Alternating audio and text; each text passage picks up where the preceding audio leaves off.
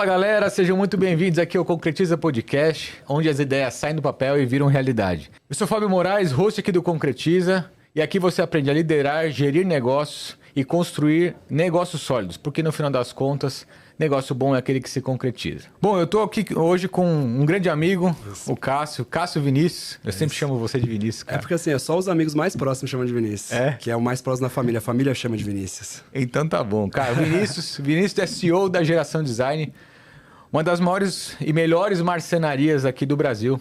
E também é host do podcast Me Casa. Me Casa. Maior podcast aí do mercado imobiliário. Então, cara, para trazer o cara aqui hoje foi uma briga. É uma honra tê-lo aqui, cara. Obrigado por ter aceitado o convite, por ter cedido aí um pouquinho do tempo para estar aqui com a gente. É isso aí, eu agradeço, né? Como você falou, o mercado de marcenaria, um mercado cheio de dores que você também vivencia, né? Sim. E hoje a gente vai falar um pouquinho de aprendizados, né? E tirar um pouco como marcenaria como um negócio, que também tem diversos desafios, tem muitos custos envolvidos ali, porque a galera às vezes vê custo, vê valores ali, não entende os bastidores da marcenaria, né? Sim, então a gente trazendo um viés de negócio. Sim. Mas também pra galera que é empreendedora, que tá comprando marcenaria, a gente também tirar algumas dúvidas de como funciona, porque como é difícil comparar a marcenaria, né, Fábio? Pô, você vê num lugar, no outro... É uma das coisas mais difíceis, cara. É uma das coisas mais...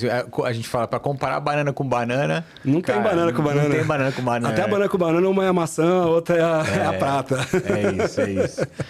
Cara, Vinícius, pra gente poder começar aqui o nosso episódio, eu queria citar aqui o nosso patrocinador, a Minimal Club.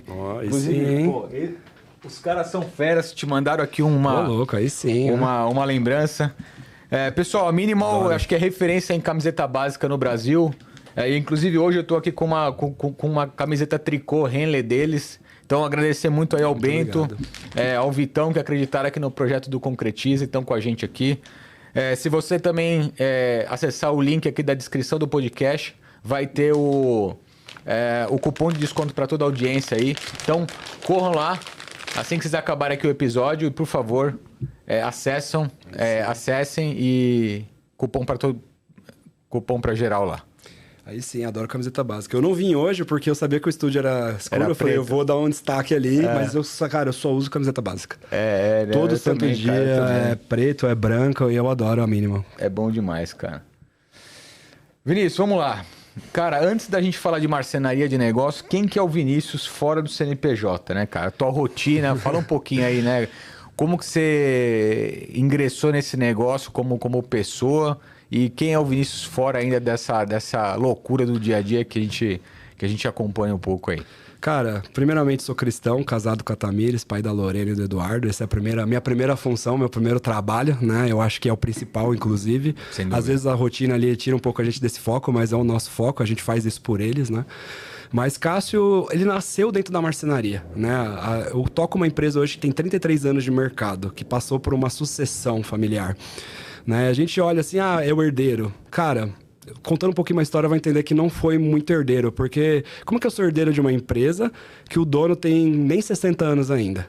Tipo, praticamente eu tomei a empresa do meu pai, eu falo pra ele, que eu brinco que eu tomei, porque eu fui assumindo tantas coisas e tanta gestão que ele entendeu que ele tinha que sair. Não foi eu que tirei ele. Ele falou, sim. Cássio, eu não consigo fazer o que você faz. Só pra... É Cássio Vinícius, então a galera sempre chama de Vinícius, só pra galera entender aqui. Eu preciso que você toque, principalmente pós-pandemia, porque precisava dar uma reinventada no negócio, precisava trazer uma modernidade, uma visão, né?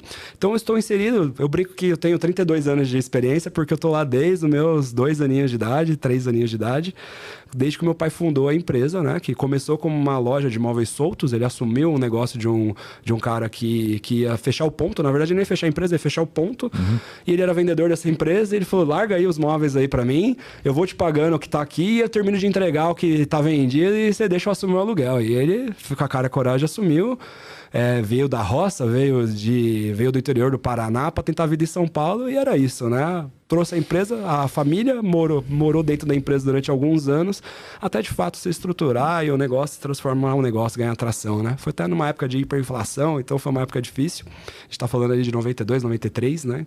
Eu não vivi essa época, né? Mas eu escuto as histórias, né? Então ele me conta algumas histórias e é sempre de muito aprendizado, né? Então eu surgi ali, né? Dentro desse processo, eu vivi todas as fases da empresa, desde ajudar na montagem, carregar. Aquele filho de dono, né? Que tem que sair da escola, tem que ir para a empresa. Não pode ficar fazendo trabalho de escola, não pode... Tem que ir para a empresa e tem que trabalhar. Então, todo o dinheiro que eu ganhei na minha vida, Fábio, sempre foi através de um trabalho. Então, com 10 anos de idade, 9 anos de idade, quer R$5 para comprar um doce? Monta essa cômoda aí, faz aquilo ali, faz aquilo. Meu pai nunca me deu dinheiro, ele sempre me fez conquistar o dinheiro. Então, essa mentalidade veio desde muito jovem, desde muito pequeno, que eu nunca ganhava dinheiro, o dinheiro nunca veio para mim. Sempre o dinheiro sempre era conquistado. Então, isso me ajuda... Na época eu não entendia, na época eu ficava bravo, né? Com toda essa pressão que ele colocava em mim, mas hoje eu vejo o quanto de experiência eu tenho tão jovem. Porque eu olho alguns amigos, cara, é impressionante a discrepância da idade pela responsabilidade e pela pressão que vive. Né? Então eu falo, puta, obrigado, pai. Hoje eu te agradeço. Naquela época eu ficava bravo com você, mas hoje eu te perdoo. Né? A gente, jovem, adolescente, a gente nunca entende o porquê, né? Depois que você é pai, você entende mais ainda. Por que ele briga da luz, por que ele... Você entende.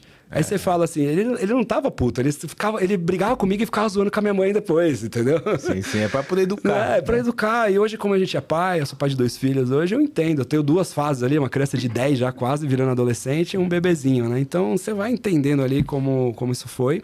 Agradeço pelo que ele fez, mas vivi todas as fases. Eu vivi a operação da empresa. Eu fui de fato vendedor, fui de fato projetista, projeto executivo, ia medir. Você viveu, você me conheceu há uns 10 anos atrás. Sim. E sabe que na operação eu sei tocar tudo. Sei fazer projeto, sem mexer em todas as máquinas da fábrica, sei programar todas as fábricas, implantei todos os softwares da empresa, de começo ao fim.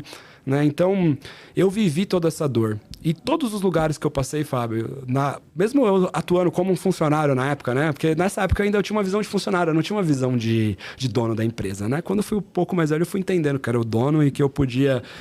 eu era aquele cara que via que as coisas estavam erradas, mas corrigia na minha área, mas reclamava das outras, né? Então, quando eu fui amadurecendo, eu fui entendendo como aquelas coisas funcionavam e me ajudou muito, quando eu tive uma gestão, criar fluxos que favoreçam ao trabalho a ser feito, né?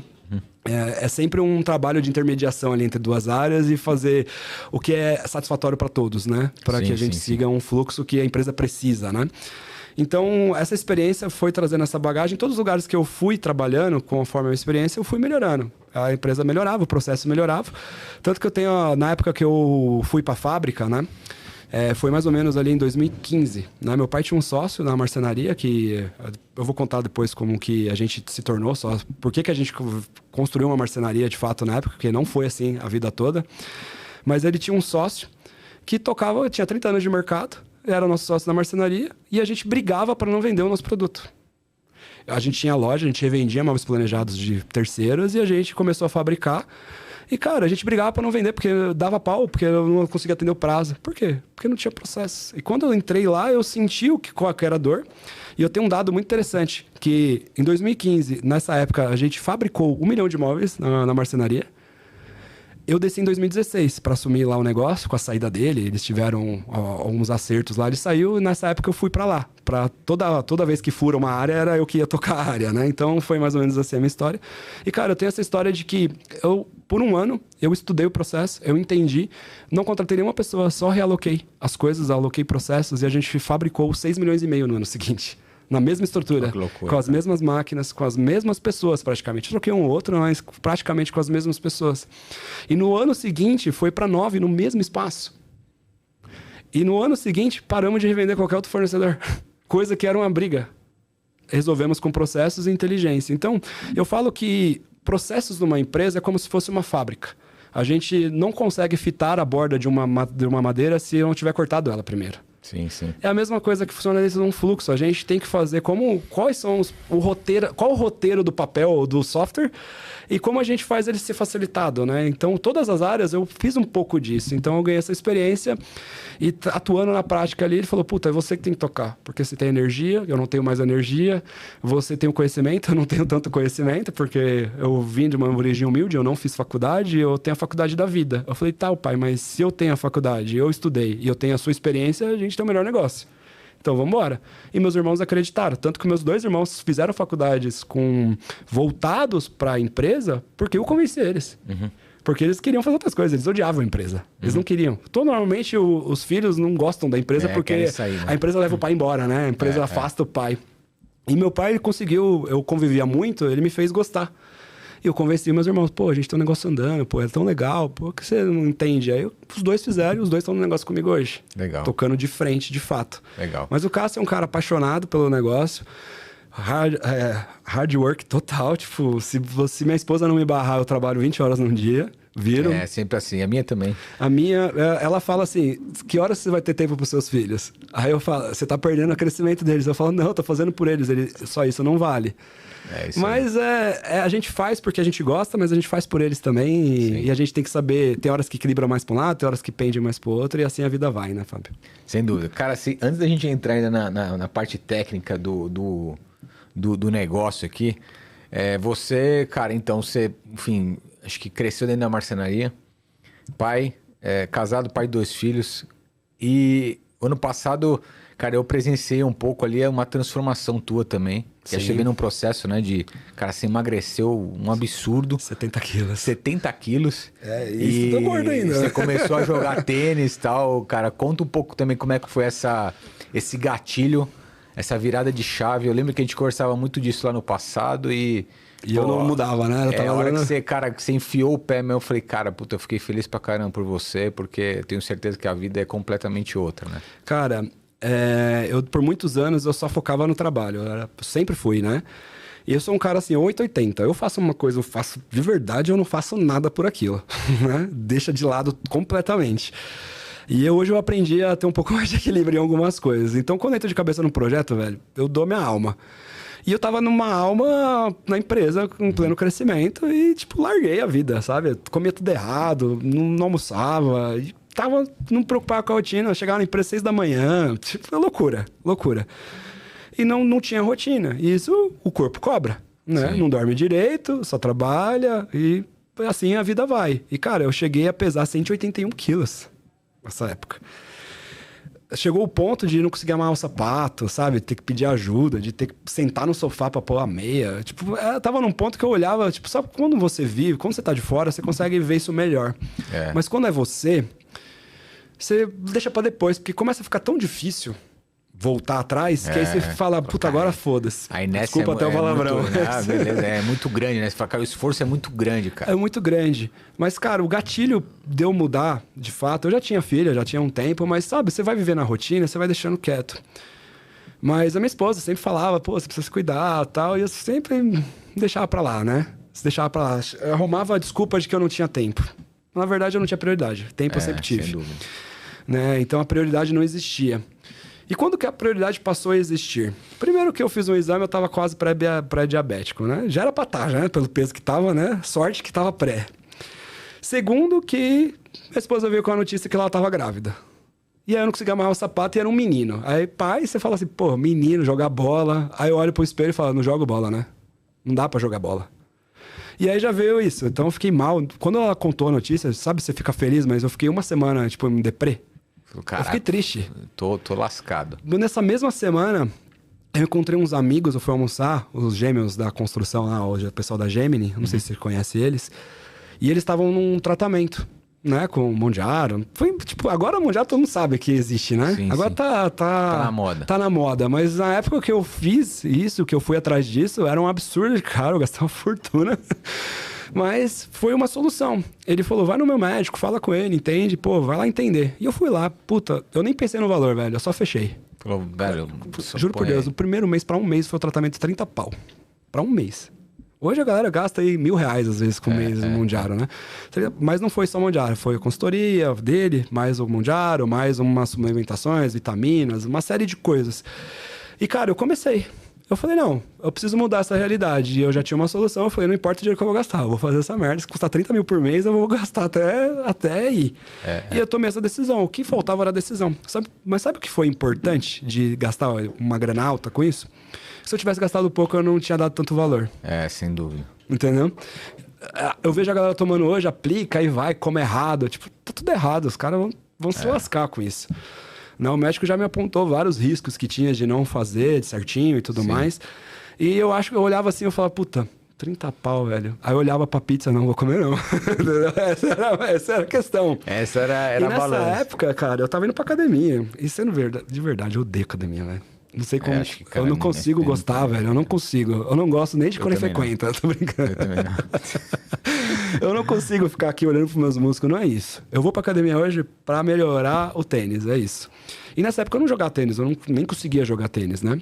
O Rodrigo, meu sócio lá no podcast, começou a jogar. Eu ficava falando, você já tinha falado. Ele ficava falando, não, vai jogar comigo e tal. Eu falei, pô, eu não aguento, velho. Eu não consigo nem dar 2 passos aqui. Eu vou jogar tênis. Aí, nesse processo do Mundial, no primeiro mês eu perdi 15 quilos, velho. Aí eu falei, caramba. Acho que agora vai. No segundo mês, foi mais 10.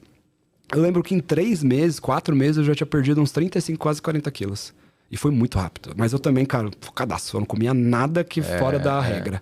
Foram, tipo... Eu acho que eu lembro que eu fiquei 9 meses, assim, sem errar a dieta. Nenhuma vez. Tipo, era de domingo a domingo, bonitinho. Focado. Foi foda. Tipo, teve uma hora que eu tava quase entrando em depressão também. Eu passei Natal sem comer, olhando tudo lá. E tipo, não vou comer. Eu tava focadaço. E aí, depois que eu tinha perdido uns 35, eu tava lá com meus quase 140 quilos. Aí eu falei, eu vou fazer uma aula de tênis. Aí eu comecei. E eu senti que eu não era tão ruim, né? Porque o tênis é difícil, né? Quando você não tem nem a destreza pra bater na bolinha, é difícil. Eu sempre fui um cara esportista quando era mais jovem. Jogava bola, competia, sempre fui. Fazia natação, fazia todo tipo de esporte. Eu engordei depois de velho, né?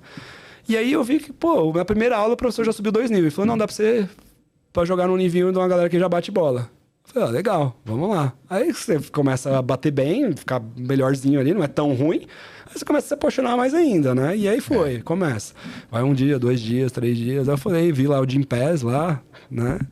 Pô, dá pra jogar. Aí eu me apaixonei, cara. Juro por Deus. Acho que eu fiquei uns 9 meses jogando todo santo dia sem falhar. Todo dia. Eu organizei minha rotina. Eu jogava das 6 às 7, ou das 7 às 8. Tomava banho lá na academia, ia pro escritório. 8 e pouco tava no escritório. Aí eu comecei a botar como prioridade isso. Então a alimentação era uma prioridade, o treino era uma prioridade e o trabalho, beleza. Estendi um pouco mais à noite, ou às vezes não. E aí assim enxugou, né? Enxugou, né? Então ainda falta um pouco ainda. Isso foi 1 ano e meio, né? Que eu passei por esse processo. Eu dei uma segurada agora de remédio e tudo mais. Eu dei uma aliviada, né? Nisso você dá uma engordadinha de novo, mas eu já voltei pro foco de novo. E agora eu vou fazer mais um ciclo, realmente, porque eu quero perder mais uns 30. Aí eu vou ficar igual você aí. Sim, boa. Mas foi isso, cara. Essa foi a virada. Que bom. E aí, cara, você vê, eu acho que a conexão disso com a vida... do empresário é isso, né, cara? Se a gente não... E é engraçado isso, que assim, eu não... Enfim, eu tava também com sobrepeso. Eu cheguei a... Cara, eu tava com 95 quilos, 96. E eu também não tinha, cara, muita noção, assim, ia deixando também. E aí só depois que eu comecei a fazer esporte, voltei a fazer academia e tal. E aí as coisas parece que se equilibraram assim na vida, cara. Aí parece que... Parece que tudo tá dando certo, parece que tá aí você performa melhor, aí você consegue dar mais atenção pra família, está mais feliz, a endorfina no corpo e tal. Cara, aí parece que... Então assim... você fica motivado a fazer as coisas e eu acordava já cansado. Eu já acordava assim, puta, por que eu tenho que sair da cama? Imagina. Hoje eu levanto 5 horas da manhã pra jogar. Eu jogo, minha aula fixa de sábado e domingo às 6 da manhã. De sábado e domingo eu jogo cedinho. Por quê? Porque eu durmo depois do almoço. Sim. Combinei comigo mesmo que eu ia me forçar a ter as aulas, não que eu ia ter alguém esperando lá. O cara, se eu não acordo, das 5h15, meu professor não responde a mensagem dele, ele me liga. Fala, aí, você vai fazer o perder viagem ou você vai? Então, beleza. Aí você vai, porque a academia ela é muito fácil de você não ir. Entendeu? Quando tem alguém te esperando lá é diferente, cara. É diferente. Então, cara, motivação mudou, ritmo mudou, a paciência mudou, você aguenta mais pressão. E, cara, mudou tudo, na verdade. Show. Eu inclusive, assim, depois que a gente tem esse nível de consciência com o esporte, com saúde e tal, eu coloquei na meta de todos os líderes, cara. Se todo mundo precisa, cara, quem não tava fazendo, hoje tá fazendo. Era cobrança mensal, tá fazendo o quê e tal, pra coisa de fato poder a melhorar e a galera toda tá numa outra vibe ali, né? Pra segurar o trampo. Mas o nosso próprio exemplo leva, né? Leva, é isso, né? Eu acho que a gente precisa estar cada vez mais com a cara nisso, né? Cara, vamos entrar um pouco no tema da marcenaria. Uma pergunta bem técnica aqui. Cara, você também, pelo menos no último ano, eu vi que você se propôs a ajudar muitos outros marceneiros, né? passando muito do know-how do que você viveu a vida inteira aí. E aí, onde que você acha que o empresário da marcenaria mais erra, cara? Mais erra? É no preço, no processo, na gestão? Onde que você acha que... Tudo. Mas tudo bem, vamos lá. Vamos falar quem é o marceneiro. O marceneiro, pedreiro, eletricista. Normalmente ele é um cara de mão de obra que começou a ganhar uns clientes, tem a habilidade de executar. Começou a ganhar uns clientes, viu que era uma oportunidade e ele falou, agora eu vou fazer para os meus clientes, não vou trabalhar mais para ninguém. E beleza, é assim que começa todo empreendedor. A grande questão é que esse cara ele fica preso na operação de saber fazer um móvel. E ele não vai se especializar em outras habilidades que o negócio exige. Né? Eu sou marceneiro? Sou. Mas eu não tenho a habilidade manual que os meus marceneiros lá têm. Se eu precisar fazer, eu faço, mas não vai ficar bom. Porque eu não tenho destreza manual. Sim. Eu sei tudo que precisa ser feito tecnicamente para que o móvel seja feito, mas eu não tenho. Esse cara tem habilidade. E ele acredita que para você ter uma boa marcenaria, você só precisa ser bom em fazer o móvel. Mas muito pelo contrário. Para ter uma boa marcenaria, você tem que ter uma boa gestão de números, de eficiência, E quando a gente fala de fábrica, que é o que a gente faz, a gente tem que olhar a nível de segundos, a nível de minutos, não é a nível de horas. E esse cara, ele faz o melhor que ele pode com o conhecimento que ele tem. Só que eu até falo, não tem tanto golpista dentro da marcenaria. O pessoal fala, tomei golpe. Não, é um cara desesperado que não soube fazer conta e que quando se viu enrascado decidiu sumir. E não que ele tá certo, tá? Não tô falando que ele não está errado. Mas na maioria das vezes não é a maldade que fez o cara sumir. Não foi ele não quis tomar o seu dinheiro. Sim, ele entrou em desespero, ele não tem crédito, ele não tem acesso a banco, ele vai no agiota, o agiota ameaça de matar ele troca o telefone e some. Porque é o caminho mais fácil para ele resolver o problema dele de não ter comida em casa.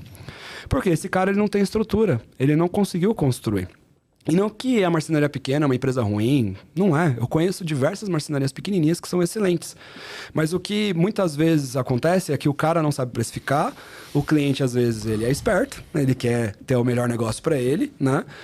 Pressiona o cara, encaixa. Então é 50% agora, 50% na entrega. 50% o cara não consegue fazer o móvel se ele não tem estrutura de caixa.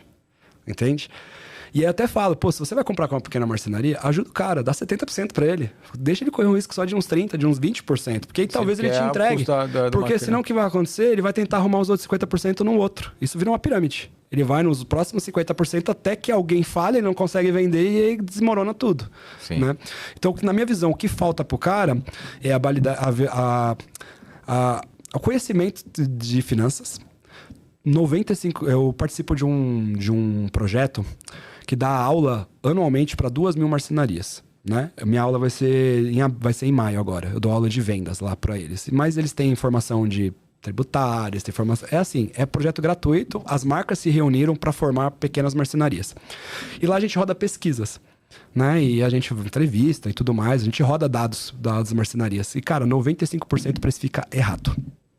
Esse é o primeiro ponto. E não tô falando só das marcenarias, não. As lojas de móveis planejados também precificam errado. Existem muitos serviços dentro da marcenaria e existem muitos erros dentro da marcenaria, muitos imprevistos dentro da marcenaria, que eles precisam ser precificados antecipadamente. Então o cara, o que ele pega? Eu tenho um móvel que vai me custar de material 100 mil reais, exemplo, uma casa completa. 200 mil tá lindo, eu vou ganhar 100 mil de lucro. Esse é o pensamento dele. Só que quando você começa a somar os custos agregados, ele vai perceber que muitas vezes ele vai gastar 150 para entregar isso. E aí ele vai tomar 50 mil de prejuízo. Não tem 100 mil de lucro. Só que ele olha assim, ele olha para a estrutura dele e fala, não, 100 mil dá. Essa é a conta do cara, é de padaria normalmente. O cara não sabe fazer um centro de custos, o cara não sabe fazer ali a separação. Não, o cara nem tem isso, né? O cara não sabe nem quanto custa a hora da fábrica dele. Sim, sim. Então, esse é um grande problema do mercado. Eu acho que se a gente resolvesse o problema da precificação, o resto ia se melhorar como um todo. E aí, como que entra nessa situação a minha empresa e o meu negócio e por que entra o meu projeto de formar marcenaria, tá? Porque se eu melhorar os caras, a minha empresa vende mais. Mas é contraintuitivo isso. Porque hoje, quando ele fecha um negócio, 3 pessoas perdem. Normalmente esse cara, tá? Tô falando desse cara que não sabe se organizar. Tô falando desse cara aí que não sabe precificar. O cliente perde porque não comprou no preço certo. Então o cara não vai conseguir entregar numa boa qualidade, porque ele não vai conseguir ter o dinheiro para entregar numa boa qualidade. O cara não vai ganhar o dinheiro, Porque ou vai ter um prejuízo ou ele vai empatar 0-0 e eu não vou ganhar. Então são 3 perdas. Não tem a relação ganha-ganha. É perde, perde, perde. Então se eu ensino o cara a melhorar, eu não vou atender todo mundo. Entendeu? Sem dúvida. Eu não vou atender todo mundo, nem de São Paulo, nem acho que da Zona Sul de São Paulo, imagine do resto. Então, eu tenho vários alunos da região de São Paulo, que os caras visitam a minha fábrica, eu faço treinamento, eu tenho mentorias de acompanhamento, eu tenho curso.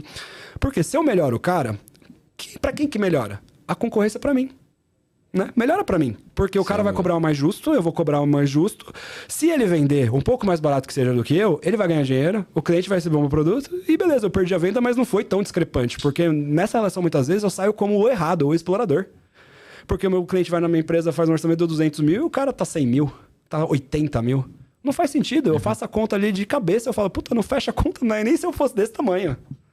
Então, é uma relação muito de perca e acontece muito na construção civil também, isso, né? Sim, sim. Com empreitas, não saber levantar o custo do negócio para, de fato, precificar o negócio. Sim. Então, se você falasse, Cássio, se você pudesse fazer uma coisa que resolveria todo o mercado da marcenaria, é o cara saber precificar. Era só isso. O resto, ele tendo dinheiro, ele resolve, né? Legal. Cara, e o ponto é assim, você, além de ajustar processo, né, venda, processo e entrega, você colocou muita experiência, né, para o usuário. Você, no processo como um todo, você melhora a experiência, né? Como é que você tem levado esse tema para esse grupo, para esse mercado? Vamos lá, Fábio. A gente tem que entender que a gente está trabalhando com o maior sonho das pessoas, né? Brasileiro, em média, é o maior sonho. E eu sempre uso essa provocação para a gente entrar nesse tema da experiência. Vamos lá. O que a gente vende? Vou até te fazer essa provocação. O que a gente vende? Cara, o sonho da casa é maravilhosa. Isso é um ponto. Tá certo, não tá errado. Mas não é o que eu acredito que a gente venda ainda. Cara, a gente vende a concretização, né, do sonho, a gente vende a materialização daquilo. É tudo isso, mas eu tenho um insight que você vai gostar. Você vai gostar, porque eu tirei isso de um outro lugar. Cara, o que o cliente quer? Por que ele quer a obra pronta dele? Porque ele não quer problema. Não, por que ele quer a obra pronta? Por que quer logo? Aquele estresse todo pra gente entregar a obra e ele poder... Ele quer mudar. Porque ele quer fazer churrasco, porque ele quer receber a família, porque ele quer receber os amigos, ele quer viver o espaço, ele quer ver os filhos crescerem. O que a gente vende são momentos.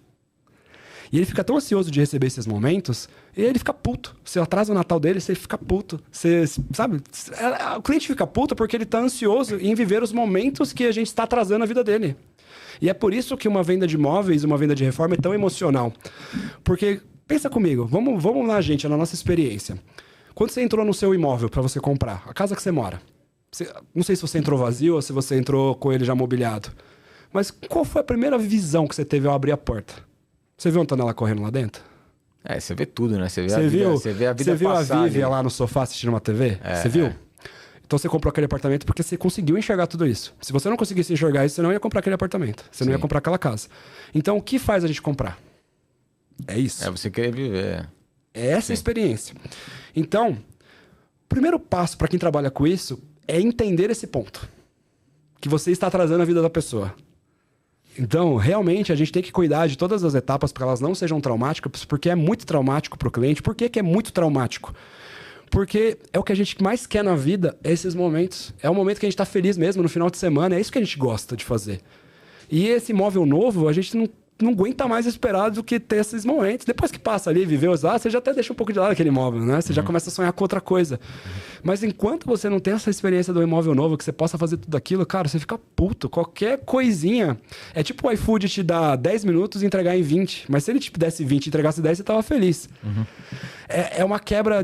O que a gente faz, o que a gente não pode fazer dentro da experiência, é quebra de expectativa. É simples. Na minha visão, gestão de entrega de marcenaria, gestão de obra, é trabalhar... A experiência está em trabalhar a expectativa do cliente. Trabalhar dela de uma maneira muito correta. Tipo, o prazo que vai ser é o prazo que você vai fazer. Se você só não quebrar nenhum prazo que você prometeu, a experiência já é ótima. O cara não fica puto. Sim. Agora, você promete em 5, entrega em 10.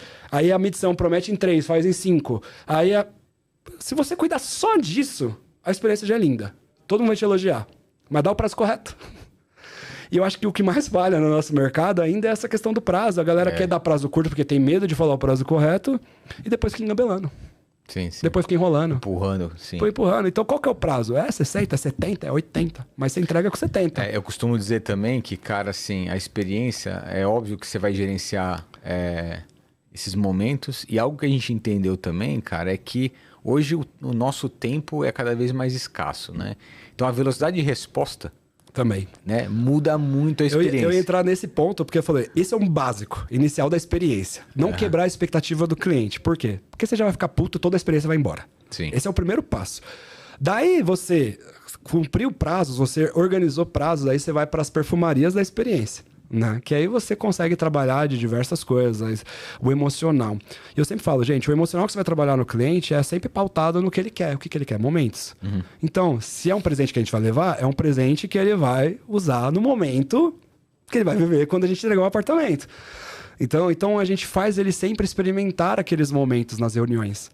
Então a reunião técnica não é só falando do técnico, mas é mostrando o quanto isso vai impactar na vida dele no dia a dia, lá com o momento que ele vai viver na casa dele. Sim. A apresentação comercial é pautada em cima de um briefing emocional. É lógico que tem que ter o técnico, tem que justificar, que tem que guardar tudo, tem que estar nas medidas corretas. Isso é um básico. Tem que ter a geladeira, o fogão, que é briefing técnico, mas a galera só se foca no técnico. E o cliente não está comprando técnico. O cliente está comprando esses momentos que ele vai viver ali, de cozinhar, de tal. Então a gente tem que trazer esses elementos para toda a entrega que a gente vai fazer. É fazer o cara antecipar esse sonho, mesmo que seja ilusório. Porque a cabeça, ela funciona assim. Ela não acredita só na realidade. Você consegue projetar uma realidade na cabeça dela. Então, se você começa a projetar essa realidade no cliente, mostrar o quanto você está feliz de participar daquele momento com ele, você sempre entregar algo a mais ali, ou sempre cumprir o prazo, mesmo que antecipado, e reforçar que você está fazendo isso, que você está antecipando o sonho dele, não atrasando, aí a jornada fica leve. Aí o cara te dá um depoimento no final, o cara te indica. Por quê? Por mais que o seu prazo foi mais longo do que toda a concorrência prometeu, você trabalhou a expectativa dele. Que só tem frustração quando você quebra a expectativa. Uhum. Então coloca uma expectativa certa e melhora ela.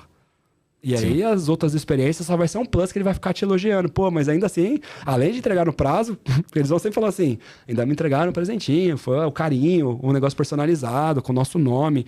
Eu acho que sempre priorizar coisas que sejam para a própria pessoa, ela enxergar que foi feito para ela, que não é um padrão. Sim, sim. Né? Então a gente tenta se preocupar com isso. Legal. Hoje, né? Mas eu falo, gente, não adianta você querer perfumaria se o básico do prazo vocês não estão entregando. Não tá fazendo, sim. Entendeu? Cara, legal. Vamos fazer uma conexão agora com obra? Bora. Que aqui começa o pau, né? Então, cara, a gente vive isso no nosso dia a dia lá e marcenaria é um grande gargalo aí nas obras, né? Porque acho que do pacote completo e do que o cliente vai empregar, eu acho que é o maior valor agregado dentro do apartamento é a marcenaria. Só perde pro imóvel. Só perde pro imóvel, exatamente. E o que você acha que falta entre obra, projeto e área de marcenaria? O que você entende que são os principais gargalos ali? Comunicação. Comunicação. O maior gargalo de toda obra é comunicação. Acho que de todas as empresas, né? De todas. E aí quando você coloca na obra... Mas na obra é pior, né? Porque são várias empresas, não é só as mesmas pessoas, as pessoas da mesma empresa. São várias empresas. Eu acho que a gente tem 93% de todas as obras do país sendo feitas sem uma gestão profissional. Esse eu acho que é o principal problema que a gente tem. Que loucura, cara. Então, se 7% só são profissionais e ainda tem problema, imagina os que não tem uma gestão profissional, né? Isso que eu falo quando tem um profissional de verdade ali seguindo a obra, né? Porque tem gente que só finge que acompanha a obra, né? Uhum. Então, a gente tem quantas disciplinas dentro de uma obra, dependendo do tamanho da obra? Se a gente vai para um hospital, esquece o nível de disciplina. Mais de 100. Sim. Né? Agora a gente vai para uma obra comum. Tem umas 15, 20 disciplinas ali? Piso, elétrica, não sei o que, gesso, tal. Cara, tem um monte. E aí toda disciplina tem um fornecedor. E todo fornecedor tem um jeito de fazer. E todo jeito de fazer dele tem que ser o dele. Não pode ser o nosso. E aí que começam as brigas. Então o seu modelo de negócio ele é melhor porque você unifica e você põe o teu jeito de fazer. Agora quando a gente convive com obras que são feitas com gestão, sem gestão e... E, cara, e quando a gestão é do cliente é o pior. Porque o cara, além de não saber fazer a gestão, ele tem um emocional muito grande no meio da parada, que é esse negócio que eu falei pra você. Ele quer logo.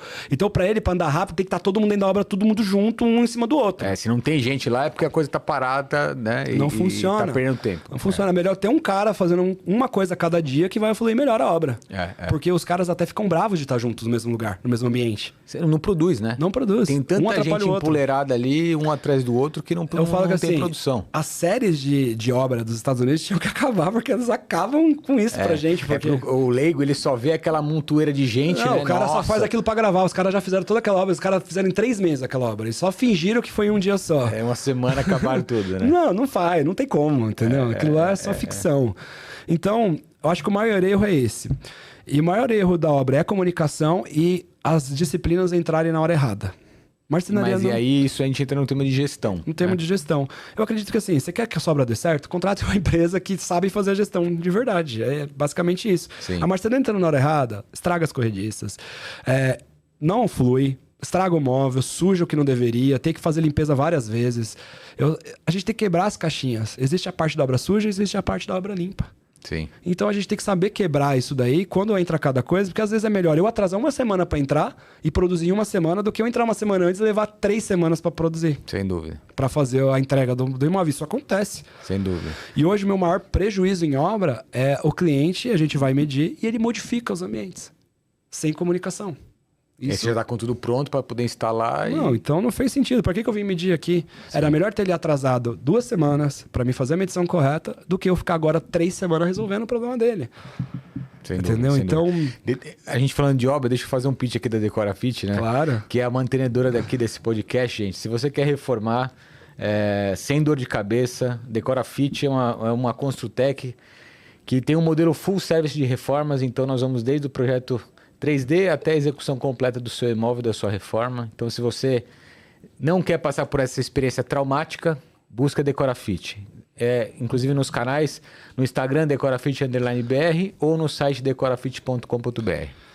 Botando meu ponto de vista como fornecedor, eu até recomendo a Decorafit, tá, galera? Quando a gente tem uma gestão na obra, falando do ponto de vista do dono de marcenaria, quando a gente tem uma gestão na obra, se tem uma coisa que vai acontecer na obra, é coisa errada. Vai dar acontecer. Problema. Não tem como. Não tem como. São pessoas, são serviços. E é difícil fazer tudo dar certo 100%. Sim. O que tem quando tem uma gestão é uma solução mais prática, mais rápida e mais assertiva, sem dor de cabeça para o cliente. Então, quando a gente tem uma gestão, eu falo, Fábio, eu tô com um problema aqui no ambiente. Aí você fala, o que é? Ah, o móvel, a parede tá... Eu falei, você consegue corrigir? Aí você fala, consigo. Mas você consegue ajustar o móvel em tal medida? Consigo. A gente chega num acordo e cada um faz sua parte. Isso não chega pro cliente. O cliente não sabe. Agora, quando não tem gestão, eu descubro que o problema é lá na obra. Aí o cliente tá no meio, o móvel tá na medida errada. Ele já começa, o seu móvel tá tudo errado. Mas a culpa nem foi minha. Não, aí começa o jogo aí o cara começa a falar pra mim que a culpa é minha, aí eu vou ter que falar que a culpa é do cara? Não, o ideal era a gente se comunicar. Sim. Então sempre que tem, mesmo que seja um empreiteiro, eu sempre faço um contato com o cara e falo o seguinte, qualquer problema, vamos falar entre nós? A gente resolve, o cliente não precisa saber. Sim. Não que eu tô escondendo problemas da casa dele. Não, se tiver um impacto visual ou um impacto ali técnico no negócio, a gente chama o cliente pra mesa. Mas se não for, é só uma questão interna, é um negócio ali, precisa só mudar uma medida na produção.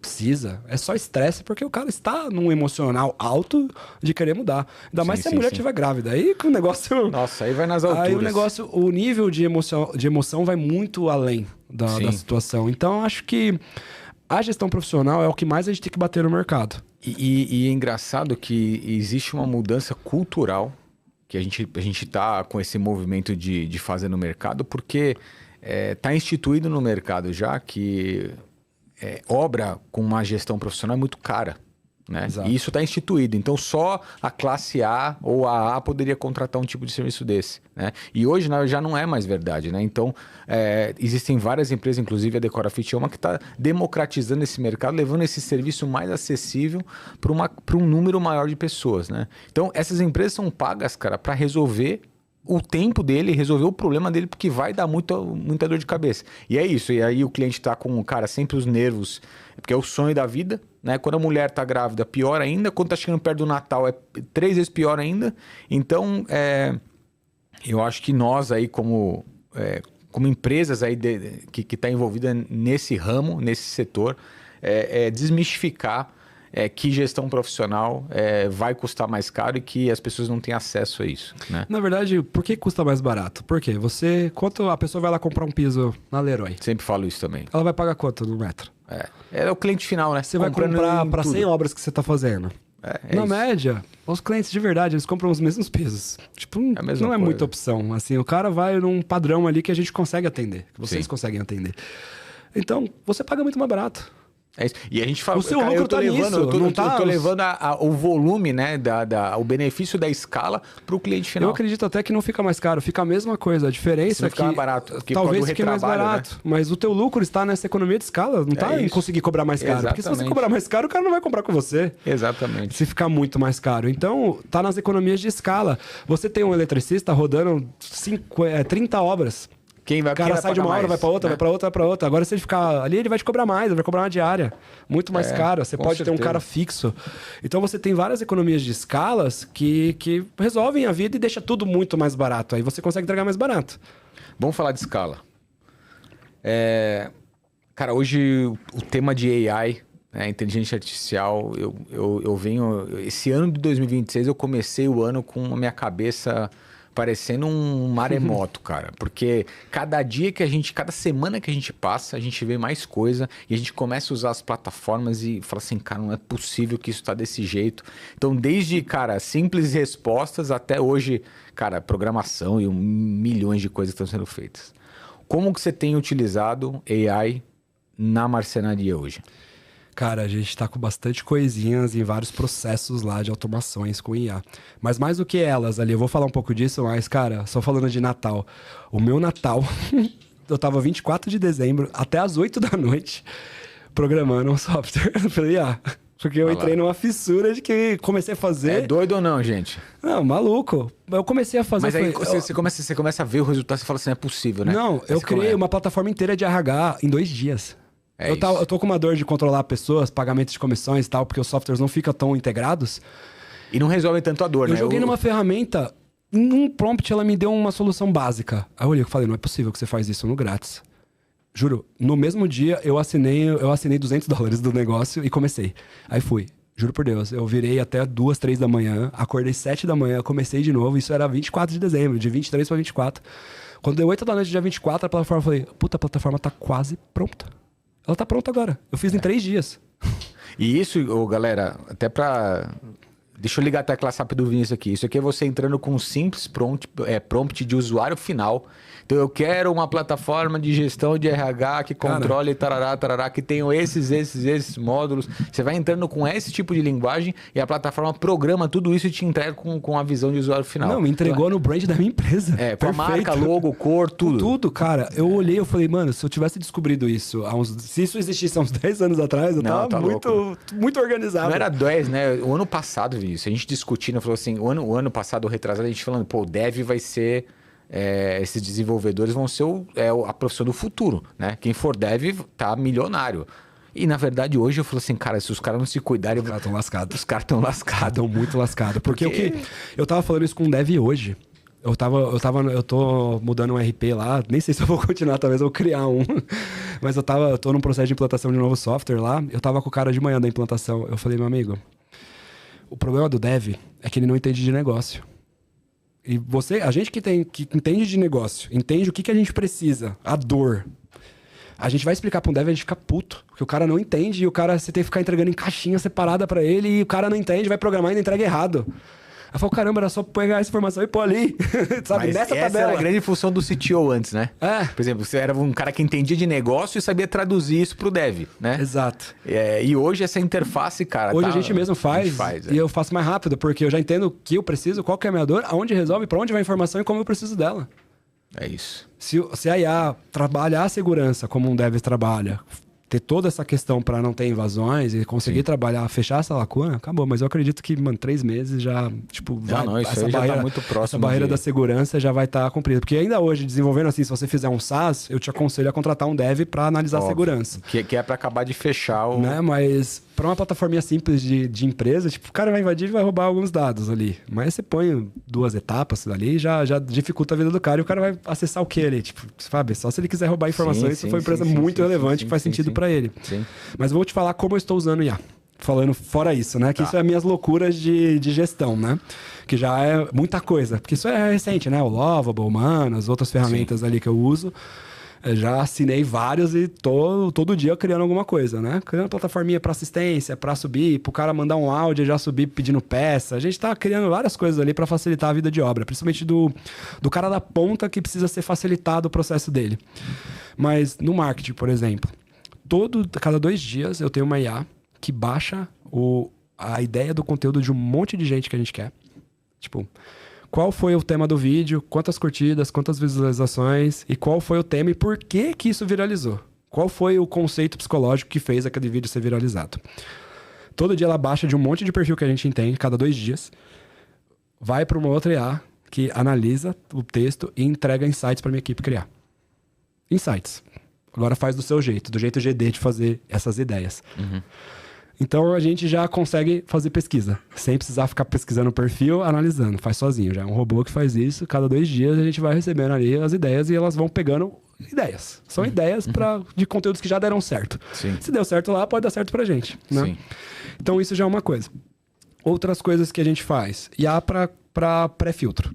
Pré-filtro a gente já usa e beleza, esse é o mais básico de todos, né? Que faz uma conversa inicial ali. Né? A nossa IA a gente que desenvolveu, a gente nem contratou uma ferramenta, a gente trabalhou nela. Ela entende vídeo, entende foto, entende áudio, responde. Beleza, tá funcionando. Agenda reunião já. Agenda reunião de brief. Mês passado ela agendou 30 reuniões de briefings pra gente. Só conversando com o cliente, pedindo planta e tal e marcando a reunião. Já funcionou. A gente tava querendo testar isso e funcionou e, cara, funciona. Funciona mesmo. Com essas plataformas, a gente já conseguiu integrar todo o nosso dados de marketing. Então, custo por lead, todos os custos. Tem o CAC, tudo automatizado, né? E fora que a gente juntou essas ferramentas de IA. Outra coisa que a gente está em trabalho, isso não está pronto. Todas as reuniões de briefing, Gemini, o que tem no briefing? A vida da pessoa. Tem tudo lá. Eu não vou, obviamente, expor a pessoa, mas eu vou transformar isso em dados. Eu sempre quis que as minhas reuniões de briefing se transformassem em dados estruturados. Por quê? É o comportamento do consumidor, é o que ele está pedindo, é o que ele está comprando. Sim. Ele me fala de eletros, ele me fala o que ele gosta, ele me fala de uma série de coisas. Para que eu vou usar isso? Gravou a reunião de briefing, subiu no Gemini, fica numa pasta no Drive. Disso um robozinho vai pegar, vai analisar e vai devolver para o meu vendedor insights de como vender para esse cliente de uma maneira mais emocional. Qual é o estilo de comunicação desse cliente? Quais são os motivadores de compra dele? Quais são as principais barreiras de objeções que ele já trouxe no briefing? Para quê? Para você se preparar para uma reunião. Segundo ponto, o que está mais quente, o que mais estão falando, o que mais estão pedindo? Vamos fazer vídeo sobre isso? Já é um primeiro ponto básico que dá para fazer e isso já está em andamento. A gente já fez algumas reuniões de briefing e eu estou pedindo que até as reuniões presenciais sejam gravadas. Com Google Meets. A gente fala que é para um insight ali, o meu vendedor consegue imprimir então, a reunião de briefing e tudo mais. Então a gente já faz o quê? Faz e entrega um roteiro de atendimento para o vendedor e um roteiro de vídeos também, além dos perfis. Então a gente tem munição de conteúdo do meu cliente está pedindo, que o mercado está fazendo, a gente reúne e tenta criar o melhor possível.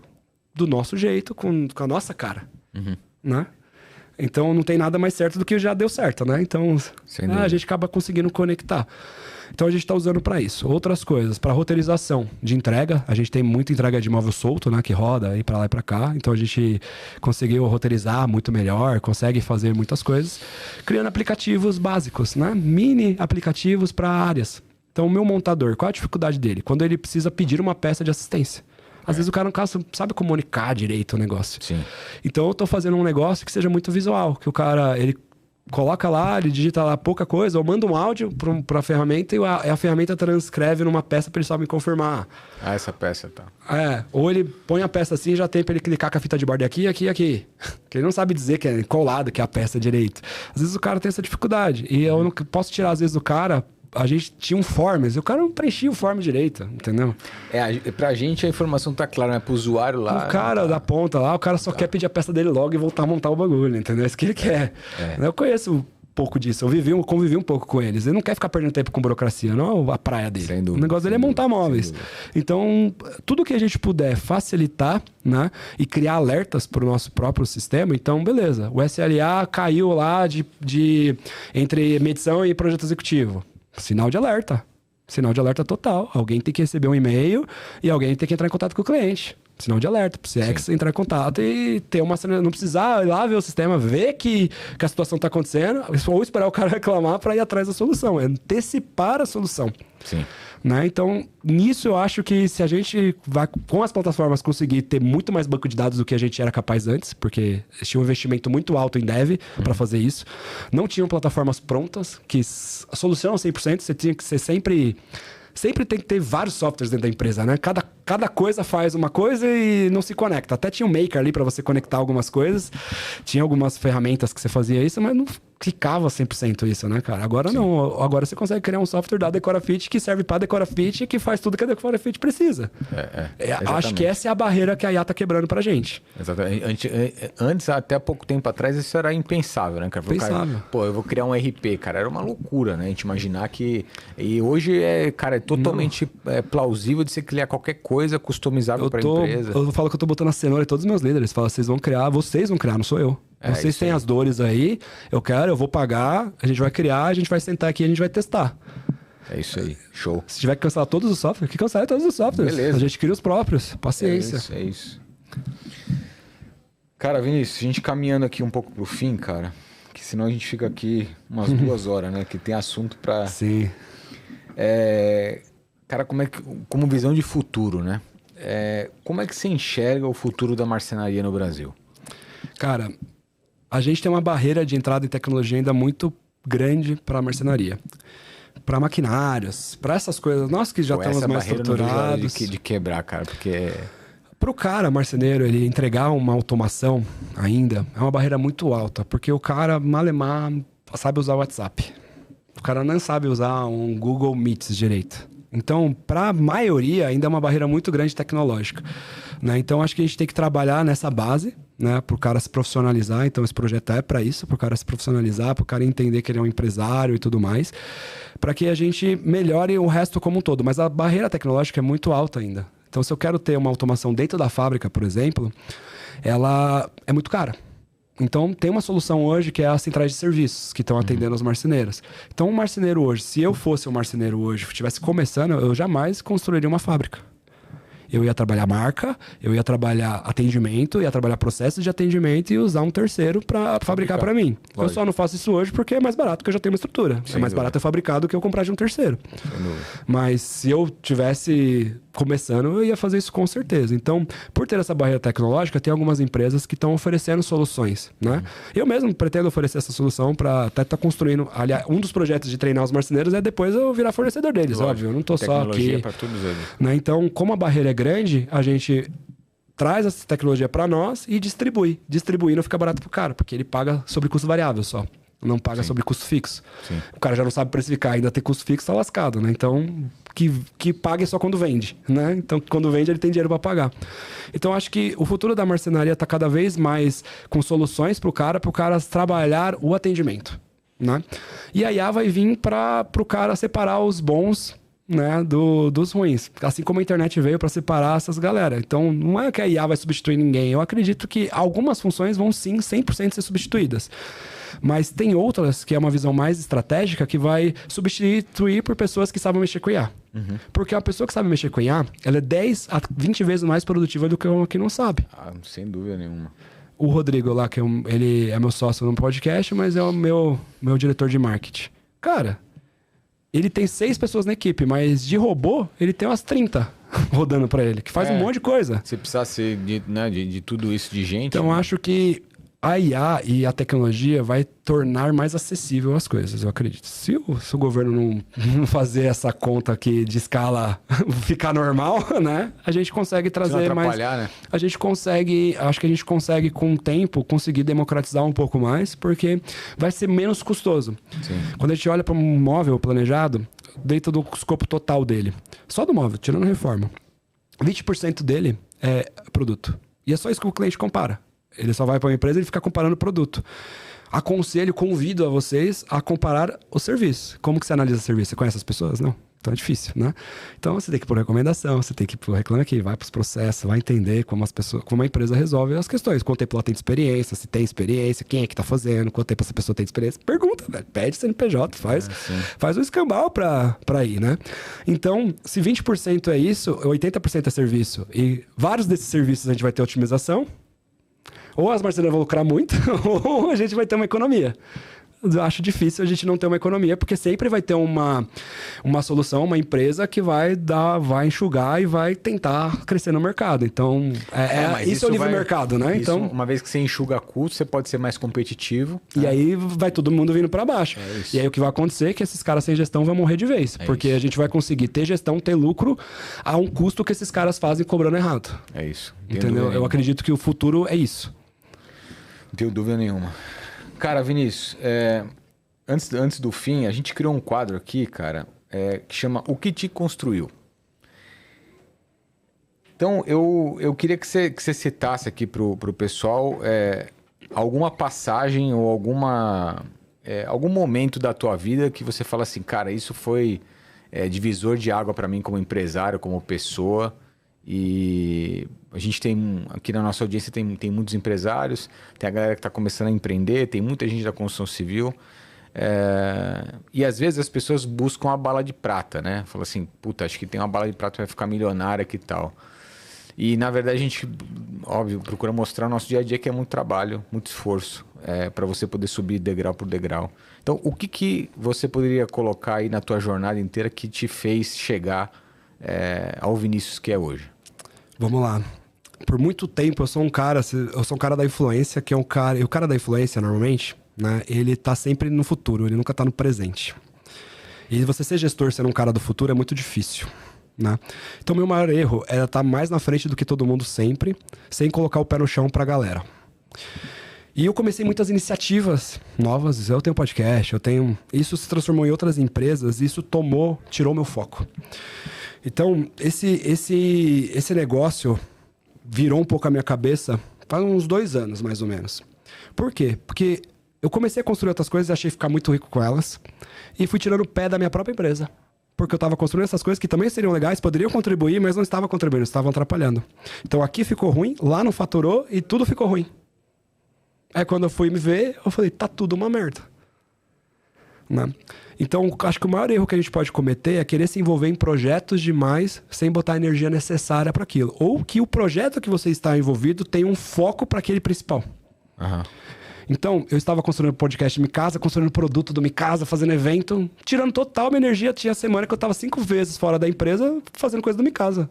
E o Micasa não fatura nem 1/3, acho que nem 1/10 do que a AGD fatura. Óbvio. E por que então que Cássio tem que estar 5 dias fora? Porque tá fazendo um relacionamento com não sei quem, Não. Então, acho que o ego foi uma das coisas em relação a isso que você tem que tomar um pouco de cuidado, porque você começa a conhecer, vai pro network, você não pode tirar o pé do chão da tua empresa, você nunca vai sair do operacional, esquece, você vai transitar no operacional, mas você sempre vai ter que entender o que tá acontecendo, porque senão você vai pro buraco, a conta chega. E não entre em projetos que não estão relacionados com o seu projeto principal. Então, hoje, todos os meus projetos... Na verdade, eu não apaguei nenhum dos projetos que eu criei. Eu só redirecionei a rota deles. Então, a minha rota com Micasa era criar coisas. Não é mais. Meu único objetivo com Micasa é trazer parcerias com corretores, parceria com incorporadores e tal, para vir pra AGD. Ou da marcenaria também. Então, eu vi que eu fiz muitas coisas que me tiraram o foco e fez todos os negócios ficarem ruins. Porque não estava com energia 100% em nenhum deles. E hoje eu vejo que eu tenho energia em todos os projetos, mas para um único propósito, e todos estão dando certo. Todos melhoraram, todos começaram a faturar. Sim. Porque a energia estava no lado errado da coisa, entendeu? Então, o ponto de flexão é esse. Às vezes, a gente... É legal. Gente, todas as ideias, todos os negócios dão dinheiro. Todas. Se você quiser vender picolé na praia agora, você vai ter dinheiro. O que vai mudar o seu jogo de ganhar dinheiro de verdade? É o por quanto tempo você consegue fazer a mesma coisa sem desanimar. É isso porque até o podcast, cara, né? As pessoas, acham tão legal. A gente que é empreendedor, a gente tá sempre ansioso por uma coisa nova. É gostoso não ter a rotina. Rotina é chato, assim, quando a gente fala de empresa, fazer todo dia, toda semana, aquela reunião one-on-one, fazer aquilo. É chato pra caramba. Se a gente pudesse só fazer um almoço e conhecer novas pessoas, seria muito legal. E eu queria fazer isso na minha vida todo dia. Sem dúvida. Só que a conta não fecha. Eu tenho que voltar ali, olhar, fazer as reuniões, entender os problemas. Dia a dia. Então, eu acho que nisso eu me perdi um pouco, há uns 2 anos atrás. Eu me encontrei e só as coisas... Quando eu botei esse foco, essa energia para um único caminho, falando assim, o caminho é esse.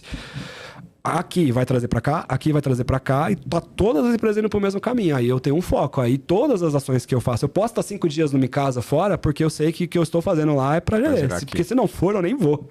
Sim, sem dúvida. Eu nem vou. Se for para conhecer um cara que não vai trazer nenhum negócio para mim lá, para fazer um relacionamento no evento, eu nem vou no evento, porque, não faz sentido, entendeu? Sim. Não faz sentido me relacionar com alguém que não faz sentido. Tempo, cara. E, cara, de verdade, tá todo mundo aqui querendo ganhar dinheiro e fazer negócio. O mundo empresário é assim. Sim. Então, não existe, se faz o relacionamento, tem amizade, tem. Você não é a forçação de barra. É estar presente no mesmo lugar que aquela pessoa que faria negócio com você. Não é ir lá e ficar vendendo pro cara, não é isso. Mas eu fazia só pra ter o relacionamento, só por estar ali, só por ser legal, só pra postar que eu tava lá. Mas tinha lugar que não fazia mais sentido a gente presenciar, entendeu? Sim, então eu senti esse desfoque. Minha esposa foi a primeira a alertar. E depois vieram os problemas financeiros que vieram alertar, porque, não tava fechando a conta. Voltou pra casa, as coisas voltam ao normal, né? É isso. Cara, muito bom. E então, cara, aproveita, deixa uma mensagem aí pra turma. Acho que foi um belo ponto de inflexão. Acho que você que tá ouvindo e eu acho que é a coisa mais fácil de acontecer nisso. Eu já vi diversas histórias. As pessoas começaram a abrir frentes, né? Mas na verdade, cara, não faz nada bem, né? Deixa uma mensagem final aí pra turma que tá tentando estruturar o teu negócio, tá querendo, crescer, melhorar. E o que você tem de mensagem aí? Se você pudesse deixar uma mensagem. Cara, o negócio é igual esporte ou academia. Às vezes você pode estar num dia que você tá feliz fazendo, tem dia que você tá triste fazendo, mas você vai ter que fazer do mesmo jeito. É conseguir criar a casca e a capacidade de, até nos dias ruins, fazer as pequenas coisas que precisam ser feitas. Esse que é o mais difícil. Porque às vezes a gente tá motivadaço, a gente faz um monte de coisa. Tipo, descobrir uma IA nova, você fica lá, 24 de dezembro, mexendo. E qual é essa capacidade de fazer uma reunião one-on-one, que é chata às vezes, você tem que dar um feedback ruim nesse dia? Talvez você não faria. Talvez você ficar adiando. Sim. Então, ter prazer até nas coisas ruins. Mas, tipo, mudar a cabeça sobre essas coisas. Tipo, essas são... viver a jornada. Eu acho que a gente tem essa questão de viver no futuro, sempre chegar lá. Você nunca vai chegar. Sempre que você chegar num step, você vai colocar outro. Você nunca vai chegar. Então, viver a jornada, ser feliz com o dia que tá acontecendo. Tem um problema, agradece. Às vezes, tá te livrando de alguma coisa. Esse dia eu perdi uma venda enorme. Aí eu falei, obrigado, porque talvez não seria bom pra mim. Sim. Então tá certo. Começar a olhar o lado bom das coisas. É olhar pra isso e, cara, ser empresário... Tem que ser eterno otimista, porque, nem sempre as coisas vão estar boas, assim. Se você não for otimista, você joga a emocional do seu time lá pra baixo. Sem dúvida. Então, tá uma merda? Não, tá ótimo. Vamos fazer. Porque é aí que fica pior. Então, acho que a mensagem que eu posso dar é, cara, seja um otimista, mas seja realista. Uhum. Se você vê que não tem mais caminho, entenda o que você faz. Seja pedir uma RJ, seja pedir alguma coisa, entenda a estratégia que você vai fazer quando vai dar certo e quando vai dar errado. Eu acho que o erro do empresário é ser otimista e ele só focar no otimismo, mas nunca pensar se der errado o que ele vai fazer. Nunca pensar na estratégia, né?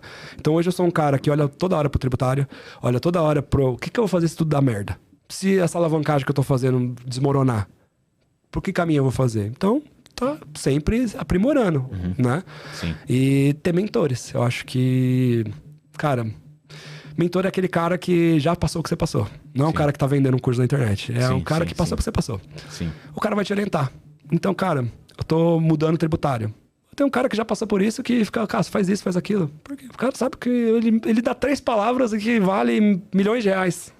Sim. Eu acho que olhar pra isso sempre é o que faz a diferença pro empresário, né? E tá aqui com vocês, assim, é o que mais vale. É a troca de experiência de quem já viveu algumas situações, né? Show. Cara... Vinícius, de novo, parabéns pela jornada. Eu que agradeço. Eu acho que, cara, acho que é mais uma história de que a gente vê que nada é construído, cara, no curto prazo, né? É jornada de longuíssimo prazo. E você tá toda hora atento e olhando para o negócio, é isso que vai fazer as coisas ficarem perenes. Obrigado pelo tempo, cara, agradeço. pelo que vocês têm feito aí pelo mercado e por esses empreendedores aí. Como é que a galera te acha? Deixa aí os contatos aí. Ó, você vai lá no Cássio V. Rossini, na pessoa física, na AGD é geraçãodesign.oficial, @podcast Me Casa, e vai assim embora, vai achar tudo lá. Todos os canais aí. Isso, Me Casa, você vai lá no YouTube, no Spotify, tem mais de 205 episódios lá, cara. Show, muito conteúdo legal. Muita coisa sobre alavancagem, sobre venda de imóveis, sobre investimento, crédito, tem de tudo, cara. A gente não sei do que assunto que a gente não falou ainda lá. Show. Então é isso. Pessoal, vocês me acham lá no Fábio G. Moraes no Instagram. Não deixe de acessar também a Decorafit, Decorafit_BR, que é a empresa que vai conseguir reformar o seu apartamento dos sonhos. Queria agradecer novamente aí o pessoal da Minimal por estar com a gente aqui no Concretiza. Não deixem de ver lá no link da descrição o cupom de desconto. Eu vejo vocês no próximo episódio. Um abraço. Até. Valeu. Valeu.